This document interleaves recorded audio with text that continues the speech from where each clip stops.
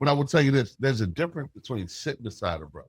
That is true. Absolutely. You understand? Sitting beside a brother and like you really feel his energy. Like, dude, like Yeah, you can you tell. all right? 1, 2, 3, 4.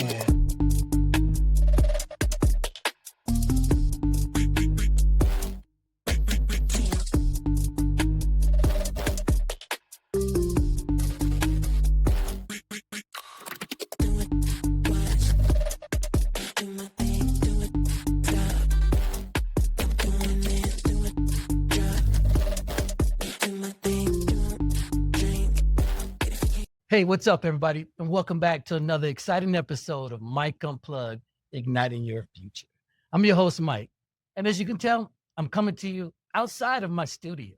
Today, I have the privilege and the pleasure of being located in the beautiful resort community of Palmas Del Mar, which is located in the center or the heart of Humacao, Puerto Rico. Now, you might be familiar with that because, yes, that's where Bad Bunny got his house from. The house that he put on the stage out of Humacao. Yeah. But I also have the special privilege of being here located in Macanudo, Cigar, Bar, and Lounge. And I got to tell you, this is an excellent place for you to come. You must come here and visit, whether you smoke cigars or not. You got to come on in here and enjoy. The staff, well, they're just an amazing staff, as well as the owners. Without further delay, let's jump into this podcast. I'm joined here by my brothers. I'm here together with a few of my friends, and we're just going to have candid conversation talking about men's perspective on a few things. As you know how we're doing this podcast, we try to enlighten you. We also want to make sure that we give you something to help ignite your future. We're going to have them introduce themselves. They're going to tell you about what drink they chose and what cigar they chose. So let's start with Mike. Mike, lead us off, please. Let's go.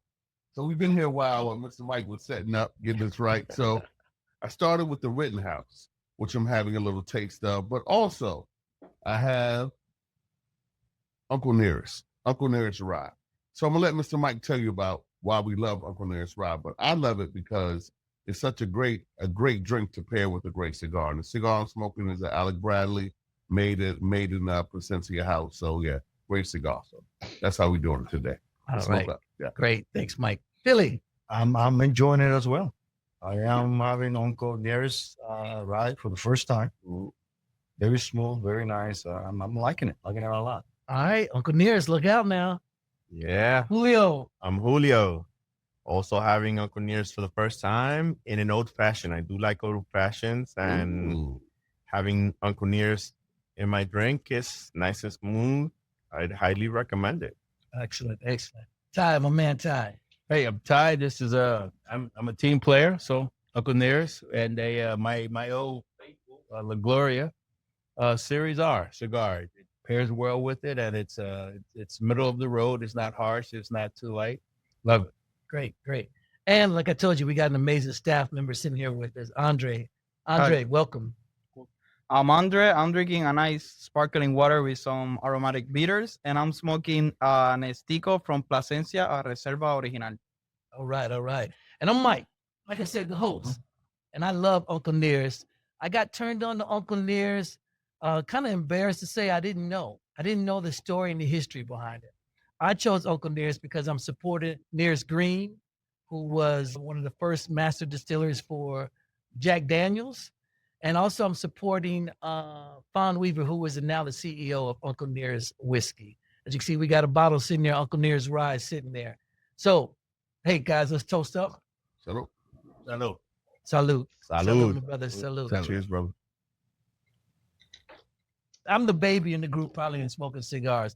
Well, you got two who probably don't smoke cigars. Well, no, I do smoke, but I smoke a nice, good Cohiba Cuban. I just don't have it. Oh, here we go. Here we go. All right, okay. So yeah, no, we don't have that here. And Philly, you don't smoke cigars. I'm still learning. Okay. I'm still learning. They're definitely doing. Well, I'm the baby too in the group. So I chose this particular cigar. It's Finca, I think is the name of the farm out in Rio Grande, where they actually grow in Puerto Rico. Yeah. And I went out there and I had a class on rolling. By the way, I think they were trying to hire me. but I cost too much. Yeah. But I'm smoking this particular cigar. It's made out of 3 leaves. It's the bottom leaf, the middle leaf, and the top leaf. And you can tell by the 3 colors. And I can't tell you the name of it, but it's easily, if you go there and you tell them, they're actually going to give you one of these. This is probably one of the smoothest cigars that I have ever smoked. It doesn't leave a taste in my mouth. The next morning, I don't have an issue with my throat. So that's why I will eventually light this up. So again, it's called Finca out of Rio Grande. Nice. So, my brothers, I'm so glad again to have you here with me. And I just want to talk about a few topics. Obviously, we're going to cover a little bit of men's health and men's mental health. But I think I'm going to shoot something into you that maybe you knew or maybe you didn't know. But the United States and other Western countries indicated a long-term decline in close male friendship. Basically, very few men to this day can say or name 6 close friends. I mean, I would agree with that. Yeah. I keep my close friends has gotten shorter and closer every year. And to tell you the truth, starting 2026, I'll tell you right now, I'll keep it real. It's down to 0. Like I had to cut a lot of fat. So how you think that make us feel? No, great. Well, people, let me finish. Let me finish. Horrible, right? No, let me terrible. Because meeting you guys has given me a different perspective. It's like I look forward to meeting you guys. You know, like even when I had to go away, you know, last 2 weeks of the year for Christmas, you know, because the wife and I wanted to spend time with the grandkids. I was like so looking forward to coming back and hanging out with you guys. You know, so it's like, you know, I think for a male, I think having a close-knit circle of friends, it means a lot because I'd rather have real friends than a lot of fake friends. Right. Or Understand race. that. You know? That's true. Quality, not quantity. Exactly. I will say this, Mr. Mike. It's interesting to hear that because our perspective is going to be different than his perspective. Is it because of our absolutely, yeah. age, too. True. And another thing that changed that dynamic was COVID. Yes. Think That's right. about that. Yes. People start. It's so many different variables if you think about it. You got to ask yourself, where do married men fall on that too? Good Yeah. question. Yeah, think about that, right? Good There's question. some men who are married, like your dynamic, how you used to move changes. You're not golfing as much as you used to. Yep. Mr. Mike. Things change, right? So you got to ask yourself, who did they actually pull when it comes to that? So Yeah. that's actually fascinating to me, and I agree with you. Yeah. I don't think I believe it, and I understand why that exists. But yeah. So let me ask you, Andre, how do you feel about that as far as like friendship? Do you still have close friends at your age? I have close friends my age, but I always had older friends. Like my friends used to be like 5-10 years older than me. Like Yeah. I never used to hang around people my age a lot. The people that I call my friends that are my age are my best friends since kindergarten, and I grew up with him like together. And my best friends since high school, which we've been on separately. Yeah. And so I don't have much friends or like a lot of people that I reach out to. I just have like my close knit of. That's one thing that kids you grew up with, you could stop talking to them for like 10, 20 years. Mhm. And you see them later and you pick up, right? Like Right. you guys Absolutely. never lost a connection. Absolutely. Yeah. You know, and I do have a friend question. like that. Yeah. That, you know, he's gone through it, diabetic, you know, has been on his deathbed, you know, had to get body parts from like his sister to keep on living. And now I love when you see him, huh? yeah, and it's like I haven't seen him in forever, but I guarantee you, if I was to see him and talk to him, it's like we've never lost connection. Right. Yeah. Right. You know? So I would think, Mike and Ty, you can chime in on this. I would have think that COVID would have brought us closer because we were losing so many loved ones, so many friends, or maybe it had an opposite effect on But it. you know what? That's because you're an empath too, Mr. Mike. That's because of who you are, right? Yeah. But I think most people, it's the opposite because it gave them a time to be introverted. Introverted. Yep. That's You know what I right. mean? Yeah. Whereas you and I, when we lose people or we go through something like that, we're gonna reach out more. Right. Like, you okay? You good? Right. But a lot of people, they did the opposite thing. That's true. It was just about what happened in the house. It wasn't really. They kind of shut Yeah. the world That's right. off. You close down. Right. Yeah. Yeah. And they Or- actually put a Yeah. fear on people Yeah, where it's you were scared to see even your loved ones because you might get sick or you might get them Yeah. sick. So you were excluded from even getting to the people that you were close to. So a lot of people just shut down to Of the their kid- home and the because of- people in their own Yeah. home. Yeah. Right. it's funny you say that, but now, how do you think that plays a part in man's mental state? Not having as many friends, is that a positive or is it negative or? So I don't think it's a positive, but I really do think we weren't aware of it. We as guys, we sort of circle the wagons when something happens, COVID, right? When that happened, we sort of circle the wagons and we just want to protect our herd. Yeah. And so we just thought that, well, Mike is taking care of his, Mike is taking care of his, Phil is taking care of his. So we'll reach out, and technology was a detriment to me from the closeness standpoint, because I'd shoot Mike a text. Are you good? I'm good. Yeah. You good? I'm good. Yeah, And then you go back to covenant that which you're closest to, right? Your cubs, as it were, right? Right. Your household. And so I think we were disconnected unwittingly. yeah, that's a good point. You're right. Text took over from having that human contact. Right. Yeah. And you know what's crazy about that, Mr. Mike? To think about that. Even as men, if I'm going through something and you send me a text, Mm-hmm. you say, Mike, you good? Touche. Naturally, I'm gonna say I'm good. I'm good. Because I don't want to text what I'm What the really. real- yeah, yeah, that's true. That's true. Yeah, Yeah, but even if you weren't, yeah, that might have made the difference and made your day a little better, true, right? true. But I will tell you this: there's a difference between sitting beside a brother. That is true. Absolutely. You understand? Sitting beside a brother and like you really feel his energy, like dude, Yep. like Yeah, you can you tell. all right? You can tell. I had this thing Yeah. back when I was in charge of the command and recruiting command, where 1 week out of the month, I made the station shut down, Mhm. and they got to go home, or they got to go. They got to go home, pick up their loved ones, and they had to meet together as a team, Wow. because that gives you that one-on-one contact, or that eye-to-eye contact, not just with that soldier, but you also with their spouse and their family. Mm. And what it would tell you, if they didn't show, you get to wonder, maybe one time something up, the Something, second yeah, time yeah, that's the fine. family didn't come. Now you need to go find out what's going on. Right. So I don't think there's any substitute for human or one-on-one personal or that contact with someone. Text, great, reach out. But like you said, when you're sitting down and I look and say, Right. something's off with Ty just a little bit, you know, Right, or Right. you guys look and say, hey, Mike ain't Mike. What's Yeah. going on? So, Right. Absolutely. Because you're right. You can hide behind that text. Right. You can't hide.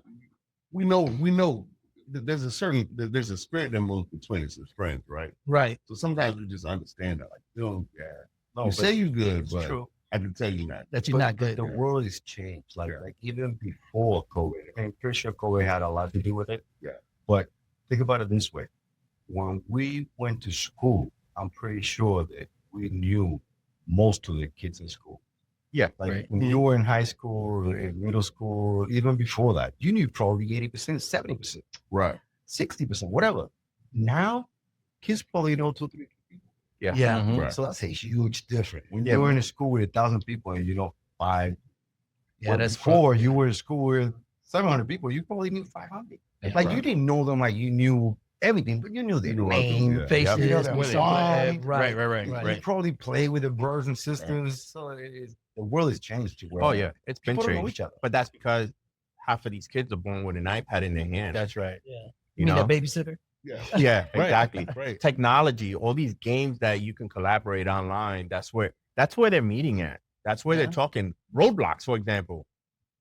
That's where they meet at. My grandson's all over We got friends Roblox. all over the world, bro. Yeah. Yeah. So, Yeah. so to your point, It's a Philly, like, different thing. Yeah. so here's the thing. Yes, their immediate, I guess their immediate group has gotten smaller, but their world has opened up. Yeah. Like, Yep. like my daughter's friend that just came. She met her online 10 years ago. Wow. She just came for the holidays. She just came for New Year's, right? They had seen each other a couple times, but she lived in New York. She's been in New York to see her. She's coming to Richmond to see her. She's been here to Puerto Rico, but that's beautiful too. Yeah. So we there's a were- part, but there's a part of it that's been closed off because there's a part of growth that I think those kids don't have that we had. Yeah. And then I'm going outside like we used to. Yep, No, we exactly. would never know Yeah, we was somebody outside, outside town. Yeah. Right. Well, We I were think outside. but we knew everybody in that town. Yeah, Yeah. because we were outside. And now We you were young. know all these people. You might have been Yeah. on Facebook with 1,000 friends, Right. but you don't have that, like you were saying, that Yeah. personal connection. relationship. Connection. Yeah. You never That's met true. them. Yeah, You're right about like that. your brother. You, So the you, trade-off you- is the you- worst. you were everybody's son because every parent knew Yeah, you. People will boy. yell at Right. you. These people didn't even know. Yeah, They exactly. say, stop doing that. And You're you like, knew I'll you. tell your That's right. parents. The whole. Yeah. It's true where it takes a village, but the community Yes. back then did help raise you. Yeah. And I imagine, Andre, you gonna pick growing on up you. here in Puerto Rico was probably a smaller niche of people. What would you say your class size was? My class used to be like max like 25 people. Yeah. See, Yeah. so no excuse not to Yeah. know everybody. You know, Yeah. I ain't say you gotta like them all, Right. But you know who they are. but you know who they are. Where'd you grow up, Andre? I grew up here in Humacao Okay. all my life, and I was born in Caguas. Gotcha. Okay. I was born in Caguas. I was born in the Caguas Hospital. Yeah, and Really? the IMA. Huh? In the IMA. The one right off of 52. Ah, yeah, Yes. yeah. Me too. That was a Y'all long- brothers. Y'all brothers. That was a Right. The building's been redone since then. Yeah. Yeah, exactly. Yeah. Hey, so check this out. When you meet a new person and they say to you, or you say to them, what do you do? What's your response? Is it work? Do you tell them what you did with work? Well, I would introduce myself first. Yeah, you've done that.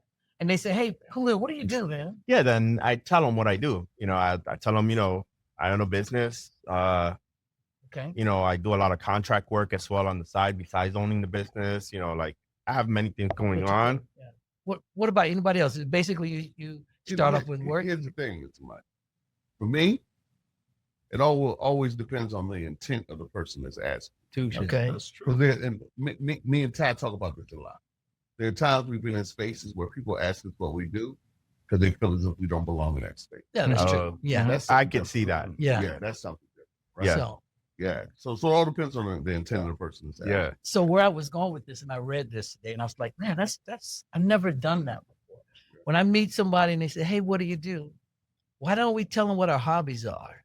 Right. You are, You know, who are you? Yo, That's what what I is- was gonna say, because I never speak about work. Every time I meet someone, what do you do? I like playing music. I like doing That's stuff excellent. going Yeah, out. yeah, I yeah. never You speak are. like, I'm a bartender and blah blah blah, Yeah. because that is what I do, but I don't feel like it defines me. I Right. I have Right. a lot of stuff more as a person Yeah. to bring to the table. That's Gotcha. right. Right. So when I read that, I was like, that's great, because I think we have more in common with someone when we start talking Yeah. about our hobbies.